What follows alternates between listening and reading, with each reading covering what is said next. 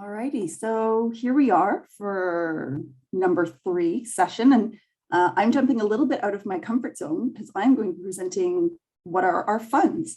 And while I obviously engage with individual funds, sort of the background and the development isn't normally where I reside my thought processes. They're usually right in the numbers. So Chris started with our fundamentals of where we're at, how we operate. Next, Caesar presented our financials. So today is funds, and then next week we get into the really feel-good part and why we exist, which is the impact.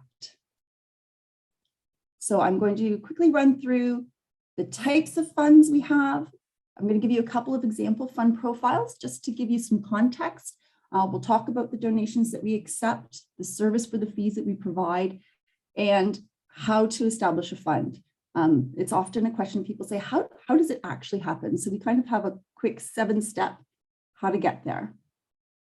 So really, we're talking about donor and fund holder engagement today. When we talk about the funds themselves, we're talking about the engagement and the relationships that we have with our donors and our fund holders.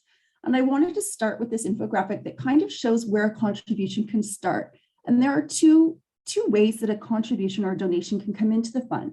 It can come in and go to an existing fund, such as our GCF Community Fund, which is really an unrestricted fund. It's directed by us and goes to our community pool for granting. Then we also have the option to set up your own fund. If there isn't one that's already in the profile that you want to support, or a cause that's there, or a charity that's listed, you can also create your own fund. That then all goes into the pool if it's endowed and generate the income, and then we have the impact. And I think you've kind of seen this flow already presented with Caesar last week on how we generate our income. But what is often missed is that any member of the community can start by making a donation to any of our existing funds, with the exception of a few that are closed funds, such as our funds held for others. So really that it can start with 2 options to engage a new donor and bring them into the foundation. And when we talk about funds, we do have about 120 funds, or well, I guess 118 endowed funds, but really there's 4 kinds of funds. While there is a large menu offering, I guess you could say, and you'll see it closer to the end of the presentation where I show what fees, what services we offer for each type of fund. There's really 4 types of funds. The first one is the endowed funds. These are invested within the endowed investment pool. They become assets of the foundation. So a donor will give to us, they will receive their charitable receipt, and that becomes funds that belong now to our net assets. And we don't touch that capital. It is exposed to the market, but we don't grant out of that capital. It stays with us. The non-endowed funds are what we call the flow-through funds. We have about 36 of them. It's about $1 million. And that obviously varies significantly. That value has grown as we've had a few that have become larger and treated it more as a temporary holding. But those funds come and go. They don't become our capital. They're generally granted between 1 and 5 years out. Now, I have 2 other ones in the middle that are sort of our hybrid funds. Funds for charitable distribution, which we only have 3 of. The minimum balance to have one of these funds is $100,000. And the idea is generally that these funds are significant enough that we do invest them. And there is a fixed amount of time that we distribute those funds over time, whether it be 2 to 10-year commitment. We take those dollars, we do invest, they do earn an income. So they're kind of a combination. We do touch the capital, we grant it back out, and we work that fund balance down to 0. Lastly, there's funds held for others. Again, these are very specific to charities where we are managing the dollars for them. So again, it's a hybrid. It's being invested into the investment pool. However, the non-endowed part of it is that we will give them their money back. It's not our dollars. We don't receipt them for a charitable donation receipt. This belongs to them. This belongs on their balance sheet. So they're not our dollars. So really, those are the four kinds of funds that we have. On the endowed funds, we charge approximately 2%. There is one that we charge at 1.75 for the funds held for other. This is what sustains our operations. The admin fee that's generated, and we charge it monthly to the pool, is what becomes our operational administration fee that we work from. So the admin fee is fairly significant to us. I've included some resources here. One is the CFC fund type resource. I'll let you go to that link if you'd like, but I do want to take you just to give you an idea of one particular fund that we have a connection to or have recently started providing. So you have some connection to our funds. So this is the Make Your Mark Foundation in memory of Kyla Chadwick. Kyla unfortunately passed away in her sleep. Her family struggled because it was an unexpected illness that she had. She had epilepsy, and her death was, obviously traumatizing for the whole family. And there was a really long time where they didn't know how to make a contribution, how to personally involve themselves. They wanted to do something in her memory. And they came to the foundation, and Jess and Chris really helped them find a purpose with this fund. They have done amazing things. You can see in just a year and a bit, they have raised over $30,000 of a $50,000 goal. They've done individual fundraisers. So this is one example of an endowed fund where there's really a huge impact, and just by us holding the fund, the family has engaged their friends, their family, their community around them, had a place to feel productive with their love for her and her memory. So it's one example of impact beyond just us holding funds for someone else. Next is the flow-through funds. So this is calculated at the time of the gift. Anytime someone gives us a gift, that money is, again, now ours to distribute. They've received a donation receipt. However, we charge the admin fee on that donation. It can go into the fund. It represents a smaller portion of the funds, but it is an important part of what we do. I'm going to provide a quick look at Toasty Toes as an example. Toasty Toes. Toasty Toes didn't run this year. However, as you can see here, Toasty Toes Guelph and the Guelph Community Foundation are pleased to share the results of the 22 sock raising campaign. Toasty Toes is across, I believe, Ontario. There's a number of people who organize their regional campaigns, and we were proud to partner with them. They also offer one through KW, and we raised over $15,000 in a time when they couldn't make sock donations. They were able to come and partner with us to provide that same fundraising campaign to provide socks to the local charities that they had previously supported with hard goods. Now they were able to help provide the dollars to support their mission. So flow through. Why do we do it? Because for some, it's a starting point. It's a way to get going. We still get to have impact. We can help the charities. And also for some fund holders, it's a great way to utilize a space to hold dollars when they're not sure where they're heading to. So it can be a holding spot for an initiative that they've just started. So here I'm going to pass it over to Chris. Yeah, so why does it matter, and why endowed and why flow through? Our focus, we're built around endowments, and endowments will always be our primary focus. Flow through allows us essentially an entry point for somebody who either isn't able to or isn't yet willing to start an endowment fund. Flow through allows us to begin the relationship, to illustrate impact, and be able to show people the good work that we do. Here's the way a typical charity operates. Understanding that there is this universe of prospective donors, assuming that people want to do good and or need tax receipts. That makes up the base of the pyramid. You have first-time givers. They could be those that are buying a cookie at Tim Hortons to send a kid to camp or to support sending a kid to camp. It could be the $2 at the LCBO towards cancer research. It could be a gift at Shoppers for juvenile diabetes research. They tend to be one-offs.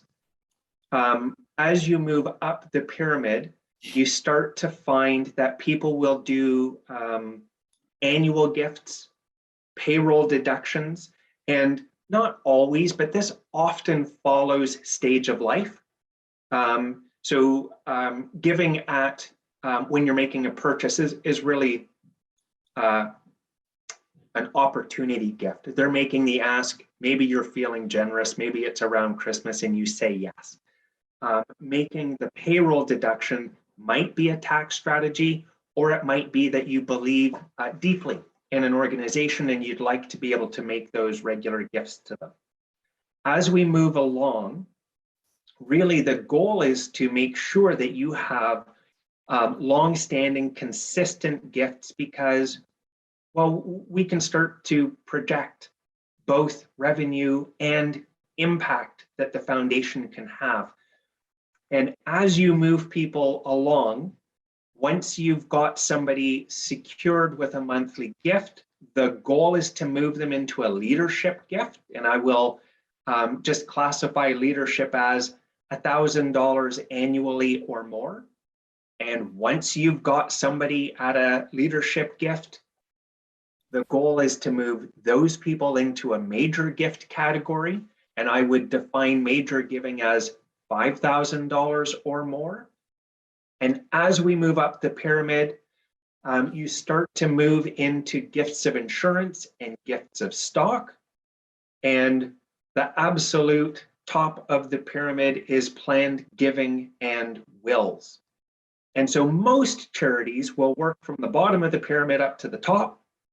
And this is an interesting moment to think about the Guelph Community Foundation, because we so often start our relationship in that very top of the pyramid with gifts of life insurance, stock, and speaking to families about including us in their will and estate.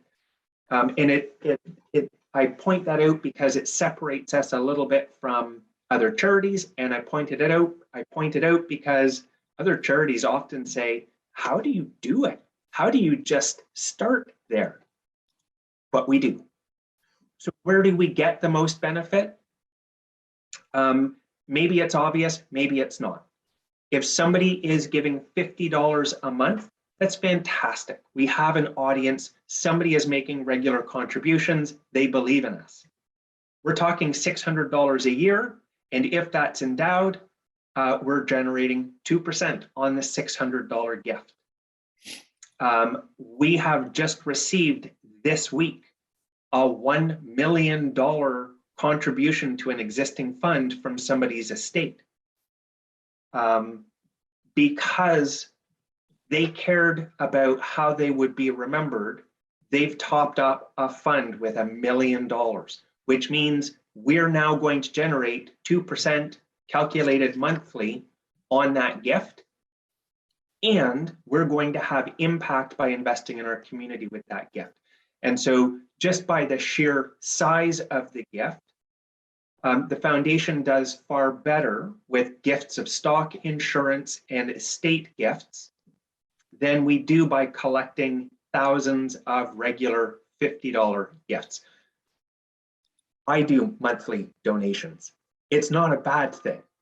If we were to focus all of our energy on one thing, we're going to focus on those larger gifts that may come with less frequency, but have significant impact. Know that we have a professional advisors roadshow. I think many of you have seen it. If you haven't, happy to deliver it at some point or share it with you. And we are currently part of a willpower campaign, which is part of a national database and national campaign where charities coast to coast are connecting accountants and lawyers and charities so that as people plan and embed charities in their wills, they're all interconnected and know that the Guelph Community Foundation is a participant in that. Beth Ann, I think it's back to you. Yeah, so I'll quickly just show you the Willpower program site. I hope you can all see. It's linked by the charities they are supporting, but we do have our own landing page, and it's a great place to just give some information. They can see, there's a little calculator of what is the dollar value that you can give to the charity and the gift. So the idea is really you can still give to the people you love and to the community you love. So it's a great program. The link is there in the slides for everyone. This is sort of our menu of options. We have donor advised, field of interest scholarships. So the donor advised is really for those who want to have a direct say in what their fund does. This is what makes us comparable to, say, a private foundation of someone who wants to start up their own private foundation within, say, a banking institution. It allows us to give them control over their dollars while we take care of the administration. We provide them annual reporting. The next step down is a field of interest where someone says, I'd like to make sure that my dollars go to youth and sport. And we do that. We take care of granting it out. They name it. They have discretion over their area of passion, but we take care of the granting and finding those partners. And this is what makes us unique in that we have our ears into the community. We understand what's going on through our vital signs and are looking at the UN Sustainable Development Goals. We see priorities and areas of need, and we're well connected to the community. Then there are scholarships, which is basically a form of field of interest, really, because it's designated to education. There's a designated endowment and a charitable endowment. The difference here being the designated endowment, someone has chosen to support a specific charity, those granting dollars will always go. The charitable endowment is the charity itself saying, we want people to contribute and have our own endowment fund. Really what makes impact for us is an unrestricted fund where we get to grant those dollars through our community pool or Kids to Camp. Then we have these special hybrid funds, charitable distribution, held for others, and then the flow through. So really that's more of just an information slide to see what makes us unique and all the things we can offer. So now we get to the part where how to make a fund. So we sort of started and I said, people can start by either giving a gift to an existing fund or start their own. So you kind of look at what levels we have, which is what is your gift? Is it coming from your family? Is it coming from a corporation or business? Or is it a charitable group that's starting their fund? The options Chris mentioned, we take cash, we take life insurance, we do the wills, take public securities or corporate gifts. We do monthly payment deductions. There's options there. Then we talked about the fund types. Where is it going, to an existing fund or a new fund? And then comes the impact, which we'll discuss more next week. Is it going to be donor advised? And how does that impact go out? So lastly, let's look at those few steps to make a fund. If someone was to approach us, what is going to happen? What are the steps that we're going to start the conversation with? And really it comes down to us listening. What are the philanthropic goals and objectives of our potential fund holder? Then we need to look at the type of fund that would match that goal. Is it something that they want to have immediate impact and they're looking long-term to grow? So maybe we start with flow through and work towards an endowed, or is it something like the Make Your Mark Fund where they knew exactly the group they wanted to support, the causes they wanted to support. They decided how much do they want to contribute to get started. Some funds start with just the minimum $1 to get it established and hope to build in time. We've had one that started on a 50th birthday and they continue to give monthly, and on special occasions, they top up their fund. Once they've decided those, then we name the fund. You can determine how you want to fund it. You can say that this is a closed fund and you're only going to do an annual stock donation because that's the tax benefit you're looking for. Or it could be something that's open and we have it on Canada Helps and we're looking to do cash donations to support. Then we create a fund agreement. It is signed, the dollars go in, and now it is official once you've funded it.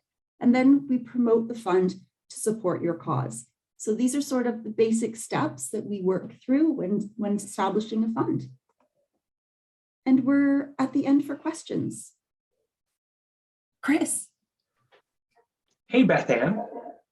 Does the foundation care so much whether it's donor advised or unrestricted? We would prefer prefer it be unrestricted. It allows us to have an impact and a say within the sort of our knowledge base, which is what makes us the experts, is using vital signs and the SDGs, the UN SDG goals, to create impact where we know it's needed most. So unrestricted really helps the foundation meet those needs of the community that we've identified. For anybody that's curious, we do also allow for pledges. While ultimately what our hope is that somebody will just write a $10,000 or a $50,000 check. The fact is not everybody has the ability to do so. And well, now you know why Chris does a monthly contribution, because I'm over time building up my fund so that one day it will be at $10,000. So it simply means that it won't grant until it reaches that threshold. We had a new fund that was opened this year as a corporate fund. They started out with their $10,000 donation into the fund. And as they grew and made a few others, and then they had a need for tax receipts, they said, how much is that threshold again? So that we get to pick where the granting goes. And we wrote back and said, it's 50,000. And they issued the stocks within a few days. And they now have a 50,000. So they were curious, when do we get to grant? How do we get our impact? Because we really want our name out there for having done this.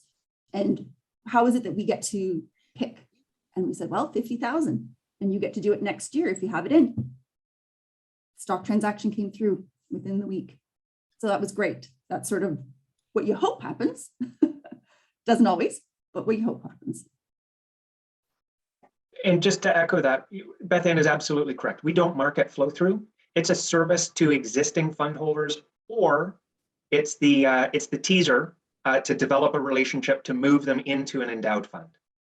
If you're looking for that kind of giving, you know, we don't like to say no, but if that's the kind of impact you want to have, we'd like to introduce you to our local United Way. There's lots of great stories. If you're ever interested, the website has lots of links to different stories. I just happened to choose two that were more recent, that were really great success stories, but there are lots of other very personal, wonderful stories that come behind our funds. Sometimes we only talk about the granting side as the impact.